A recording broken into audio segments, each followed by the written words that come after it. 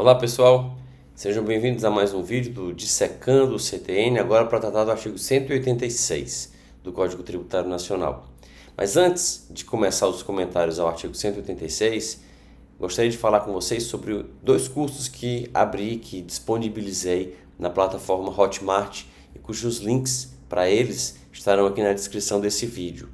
O primeiro é um curso sobre a reforma tributária, em que em 14 vídeos comento a emenda constitucional 132, com algum material complementar também, alguns textos de apoio, mas basicamente 14 vídeos comentando as alterações trazidas pela emenda 132, não só o IVA dual, que é o aspecto central da reforma, mas também o imposto seletivo, as alterações no IPVA, no IPTU, no ITCMD, os princípios novos que foram encartados no sistema, tudo isso está comentado nesses vídeos. Inclusive há no Hotmart a possibilidade de se usar a plataforma para troca de ideias, para interação, para discussão a respeito daqueles temas.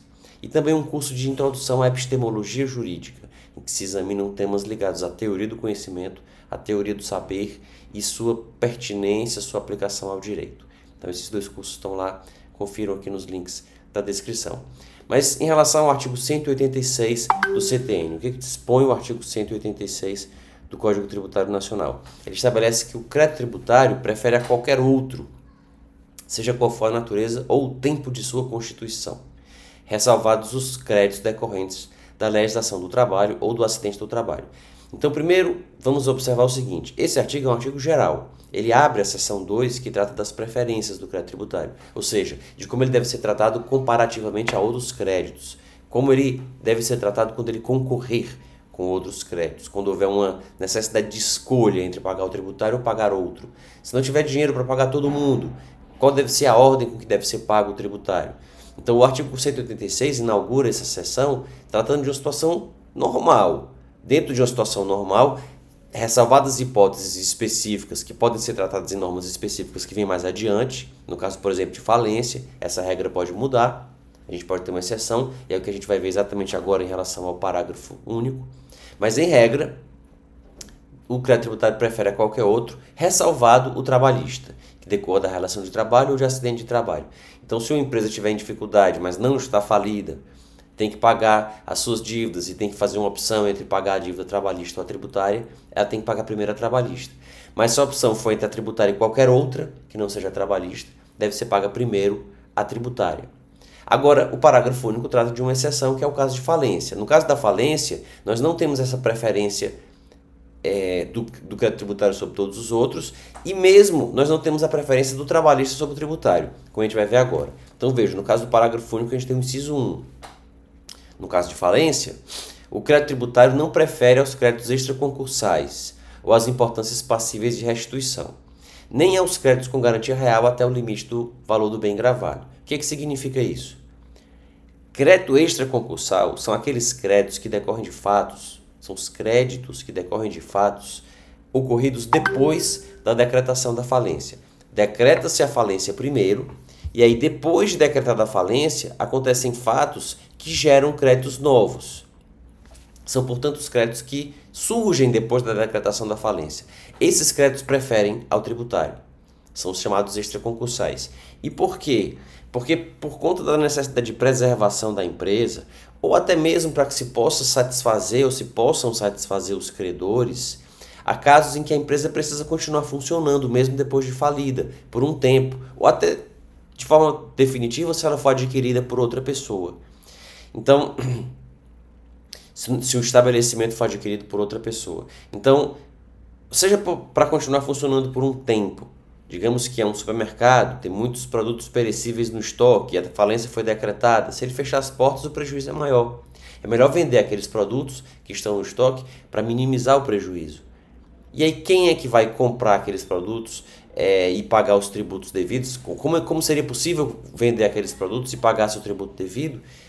E quem confiaria em vender a prazo para esse supermercado, por exemplo? As pessoas quereriam negociar com esse supermercado nesse período, sabendo que ele está falido? Então há essa garantia de que os extraconcursais preferem a qualquer outro.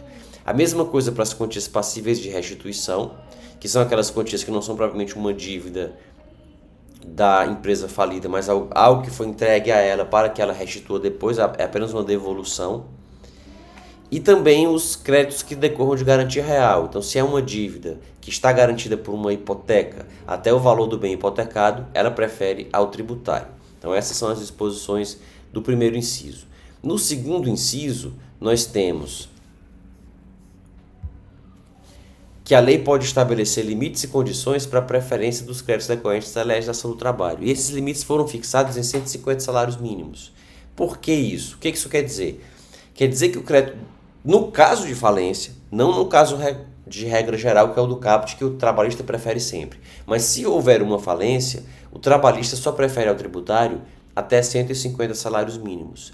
No que passa disso, por credor, não é que o credor não vai receber, mas o credor vai receber o que passar de 150 salários mínimos com os outros credores, concorrendo com os outros credores, sem mais a preferência que tem sobre o tributário. Então, se uma empresa falir, ela paga os créditos extraconcursais, ela paga os créditos que sejam garantidos por garantia real até o limite do valor do bem gravado, e paga os créditos trabalhistas até 150 salários mínimos por credor. Não os de acidente de trabalho. De acidente de trabalho não tem esse limite. Mas os que sejam trabalhistas propriamente ditos, eles se submeterão ou submeter-se-ão ao limite de 150 salários mínimos. E por quê? Isso é para evitar uma simulação que eventualmente acontecia de o patrão, em conluio com alguns empregados de sua confiança, fazer com que esses movessem reclamações trabalhistas infundadas, mas o patrão perdia a reclamação trabalhista de propósito, o empregado reclamava milhões e milhões na Justiça do Trabalho,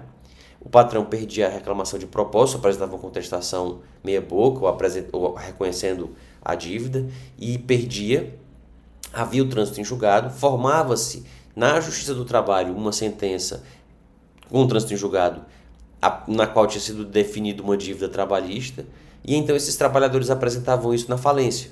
E aí recebiam todo o patrimônio do falido, primeiro do que os bancos, primeiro do que o fisco. E na verdade era um conluio com o próprio falido, e depois esse dinheiro terminava por baixo dos panos, voltando para o próprio falido. Então, para evitar isso, se estabeleceu esse limite. Até 150 salários, se considera que o trabalhador é hipossuficiente, o valor é alimentar e ele tem que receber primeiro. Mas o que passa disso não seria passível de recebimento com essa preferência sobre os outros créditos.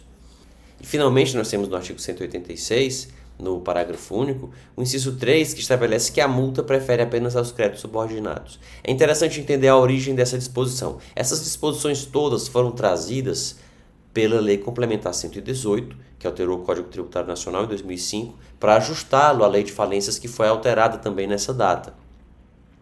E como a falência tem um reflexo tributário, e a gente vê esse reflexo aqui, teve que ser alterado o CTN também. Antes da Lei 118, o entendimento que prevalecia na jurisprudência era de que as multas deveriam ser afastadas no caso de falência. Então, quando o contribuinte falia, todas as multas impostas contra ele eram automaticamente canceladas. Por quê? Porque entendia-se que as multas na falência terminariam punindo os credores e não o falido. O falido já não tinha mais patrimônio para pagar todas as suas dívidas. Então, cobrar dele mais e mais e mais não iria puni-lo, porque ele já estava...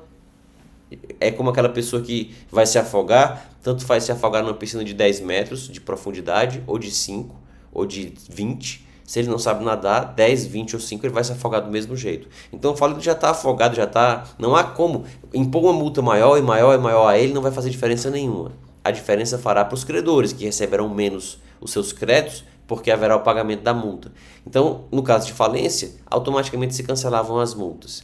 A Lei 118 altera essa regra. Ela diz que a multa apenas prefere o crédito subordinado, ou seja, deve ser feita uma separação no crédito tributário entre o que é tributo e o que é juros do tributo, e o que é multa e o que é juros da multa, e o que for multa e juros de multa deve ser apartado, separado, desmembrado, para que se paguem todos os credores, e depois que se pagarem todos, sobrarem só os créditos subordinados, que são os créditos da sociedade falida, da empresa falida com os seus sócios. Aí sim é que as multas serão pagas. Então, a punição terminará recaindo sobre os sócios, que ainda teriam alguma coisa a receber da empresa falida pelo capital que investiram nela, mas não sobre os credores. Essa é a finalidade dessa disposição. Se vocês gostaram desse vídeo, não se esqueçam de curti-lo, deixar aqui na caixa de comentários o que pensam a respeito dessas questões, se inscrever no canal para acompanhar os próximos vídeos e insisto, reitero, que visitem no Hotmart os 2 cursos que mencionei de epistemologia e de reforma tributária que estão, o link para eles está aqui na caixa de descrição do vídeo. Até a próxima.